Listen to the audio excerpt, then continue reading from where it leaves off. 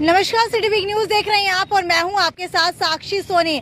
हालांकि अगर किसानों की अब बात की जाए तो आपको बता देते हैं पिछले कुछ समय में अगर बेरोजगारी दर की बात की जाए तो बेरोजगारी बहुत ज्यादा बढ़ चुकी है। लेकिन एक किसान ही एकमात्र ऐसा व्यक्ति है जो कहीं ना कहीं अपनी फसल को बो करके और अपना जो है निर्वाहन कर रहा है। लेकिन क्या हो जब मार किसान के ऊपर ही पड़ने लगे। और आपको यहाँ पर जो ये सारे के सारे किसान दिख रहे हैं, ये सारे किसान यहाँ पर 3 गाँव से पहुंचे हैं क्योंकि इनकी फसल जो है कपास, बाजरा, मूंग और गवार की पूरी खराब हो चुकी है। लगभग 90% फसल खराब हो चुकी है क्योंकि बेमौसम बरसात हुई थी और इसी के कारण सरकार ने कहा था कि मुआवजा दिया जाएगा। हालांकि आपको बता देते कि पिछली साल का भी मुआवजा जो है अब तक नहीं दिया गया है, जिसकी वजह से किसानों को तड़प के खून के आंसू यहाँ पर रोने पड़ रहे हैं। लेकिन यहाँ पर जितने भी किसान मेरे साथ मौजूद है उनसे जानने की कोशिश करते हैं। मुझे ये बताइए, अभी आपको कौन कौन सी फसलों का मुआवजा नहीं मिला है? हमें कपास, बाजरा, मूंग और ग्वार खरीफ की फसल का मुआवजा नहीं मिला, ना ही बीमा मिला है, जो कि पिछले वर्ष हिसार डिस्ट्रिक्ट के सभी गांवों को मिला है।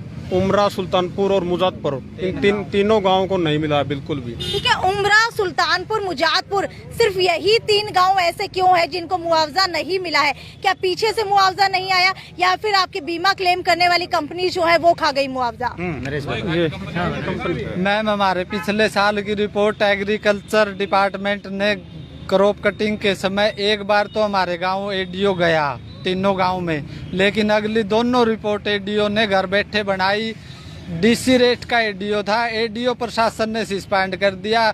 एडीओ तो प्रशासन ने सस्पेंड करने से काम चल गया, लेकिन 3 गांव का जो बीमा क्लेम था 4-5 करोड़ रुपए का, उसका हमारे पास आज तक हम 3 बार डीसी मैडम को, 2 बार एसडीएम हांसी को, तहसीलदार को रिपोर्ट, सर्वे, सीएम इंडो सबकी में लगा चुके हैं, लेकिन हमारा कोई जवाब प्रशासन दे नहीं रहा। ठीक है, मुझे ये बताइए कि कितने प्रतिशत फसल आपकी खराब हो चुकी है और फसल खराब होने के बाद इन्वेस्टिगेशन करने के लिए वहाँ कौन पहुँचा था कि कितनी प्रतिशत फसल जो है खराब हुई है? पिछले साल मैम कपास की फसल में 3 रोग थे। एक तो पहले सूखा था, उसके बाद झुलसा रोग जो टेम्परेचर अधिक होने से, तीसरा था जी सफ़ेद मक्खी का। एडीओ हमने डीसी मैडम को यहाँ ज्ञापन दिया, वहाँ एग्रीकल्चर के अधिकारी गए, उसमें एडीओ और एसडीओ दोनों ने क्रॉप कटिंग करी। फर्स्ट क्रॉप कटिंग करी, उसमें 70 से 75% नुकसान दिखाया गया, लेकिन सेकंड और थर्ड क्रॉप कटिंग में उन्होंने वही नुकसान 40 और 30% पे लेके रिपोर्ट यही दफ्तर में बना दी। और उसकी बदौलत बीमा कंपनियों ने हमारा क्लेम नहीं बनाया। प्रशासन का जो गलती थी वो खामियाजा किसानों ने भुगतना पड़ा। यानी कि साफ तौर के ऊपर हम कह सकते हैं कि इन्वेस्टिगेशन पूरे तरीके से नहीं हुई थी, सिर्फ ऑफिस के अंदर बैठकर ही 30 से 40% जो है खराबी दिखा दी गई थी। मैम, ये सभी एग्रीकल्चर की और प्रशासन की मिली भगत से रिश्वत लेकर रिपोर्ट गलत बनाई गई और उसका खामियाजा उमरा, सुल्तानपुर, मुजादपुर, मैंड, डेरी, हांसी के तकरीबन गांव ने भुगतना पड़ा। हमारे साथ लगते कुछ गांव में 10-20% मुआवजा मिला, लेकिन 3 गांव में 1 रुपया भी बीमा के नाम पर नहीं मिले। अब डीसी मैडम ने आपको क्या आश्वासन दिया है? अभी तो डीसी मैडम ने कहा है, पिछली भी सीएम विंडो लगा रखी है, डीसी मैडम की रिपोर्ट दी हमने निकलवा के। इस बार का हमें आश्वासन दिया है, हमारे सामने ही डीडी एग्रीकल्चर को फ़ोन किया है भाई इनकी वहाँ मौके पे जाके मुआयना कर।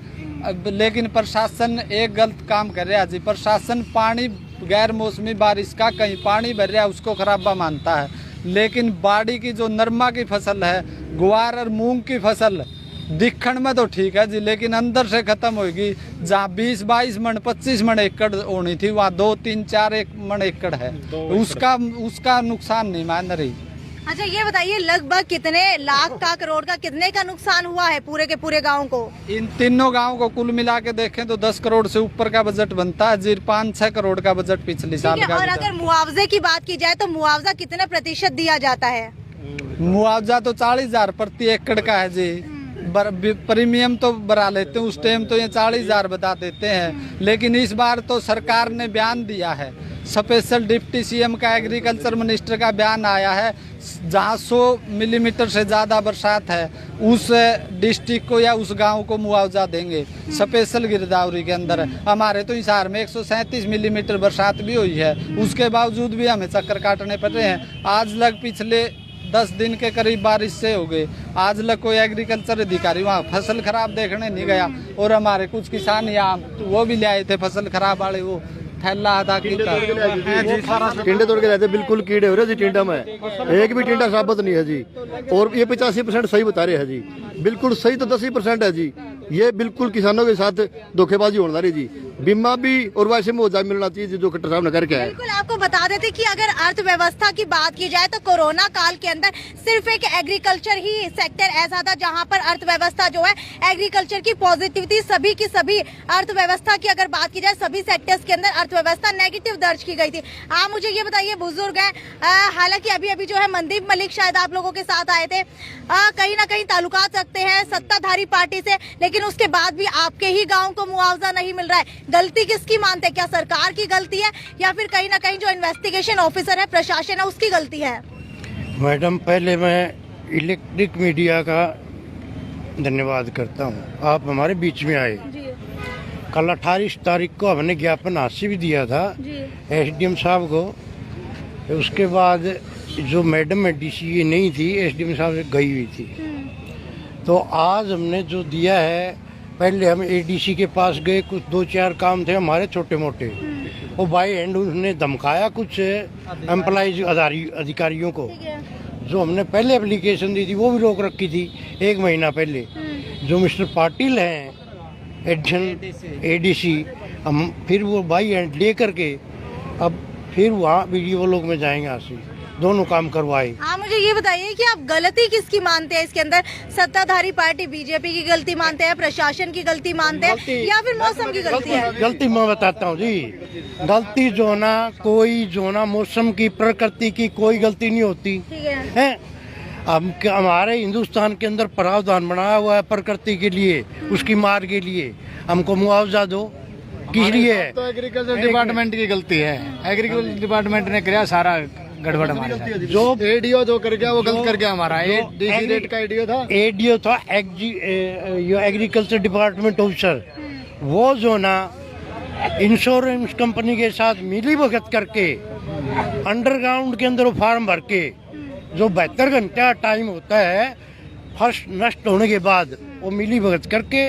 अच्छा, मुझे ये बताइए, जब फसल नष्ट हुई थी क्या 72 घंटे के अंदर ही इन्वेस्टिगेशन ऑफिसर एडीओ आपके फसलों की जांच करने के लिए पहुंच गए थे? नहीं, कोई नहीं पहुंचा अभी तक, कोई अधिकारी, कोई पटवारी अभी तक नहीं पहुंचे? अभी तक नहीं पहुंचा है, अभी तक नहीं पहुंचा है। तो मैडम को हम बोल रहे हैं, डीसी मैडम को, वहाँ एक दिन हमारे गांव में आए, छोटी छोटी जो ना बातें आपको बताएं, इकट्ठे हो जाएं सातों गाँव। आश्वासन दिया 2-4 दिन में आ जाएंगी।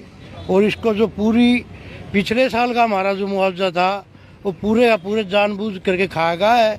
और दूसरी बात, अब की बार जो बीमा करवा रखा है लोगों ने केसीसी कार्ड का, वो भी मुश्किल मिलेगा हमारे लोगों को। लगभग ऐसा होता है जब भी फसल खराब होती है तो 72 घंटे के अंदर जांच नहीं की जाती है, उसके बाद एडीओ आता है, जांच करता है, लेकिन बरसात को उसका कारण नहीं बताया जाता है। कितनी सहमत है? ये बिल्कुल पूरी यही बात है जी। रिस्पॉन्सिबिलिटी उसकी है जी, डिपार्टमेंट की, हमारी तो नहीं है। उसको डिपार्टमेंट को मालूम है बारिश होगी है? और रोजनामचा किस लिए बनाते हैं? थाने में, तहसील में, पटवारी में रोजनामचे में डेली चढ़ाई जाती है। मैडम ने हमें आश्वासन दिया है कि मैं तुम्हारा फिजिकली सर्वे करूंगी खेतों का, और किसी उमरा या सुल्तानपुर किसी गांव में आऊंगी, वहाँ फिजिकली सर्वे करके देखूंगी। ये आश्वासन दे के हमें भेजा गया।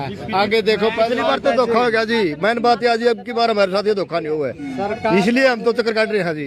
मुआवजा भी मिलना चाहिए जी हमने, और जो बीमा मिलना चाहिए। दोनों सरकार से ज्यादा गलती प्रशासन की है जी, पिछली बार भी इस साल भी।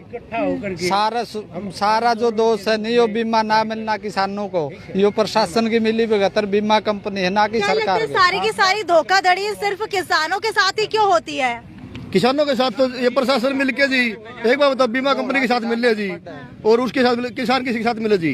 किसान तो सीधा पादरा रहेगा जी, अपना ज्यादा से ज्यादा यहाँ तक आ सका है। लेकिन मजबूरी तो ये होगी जी, प्रशासन हमने ना तो मिलता जी टाइम पे, नुकसान हो जाते, और मिला उस टाइम 85% सही बताते हैं, जबकि ग्राउंड रिपोर्ट देखो जी, 15% ही सही है, 85% खराब हो रही थी बिल्कुल। ठीक है, क्या मनदीप मलिक आ चुके हैं? आए थे जी, आए थे जी। आए तो चले गए हैं? हाँ चले गए जी, हमारे भाई है जी। ये बताइए, मनदीप मलिक कौन से गांव से बिलोंग करते हैं?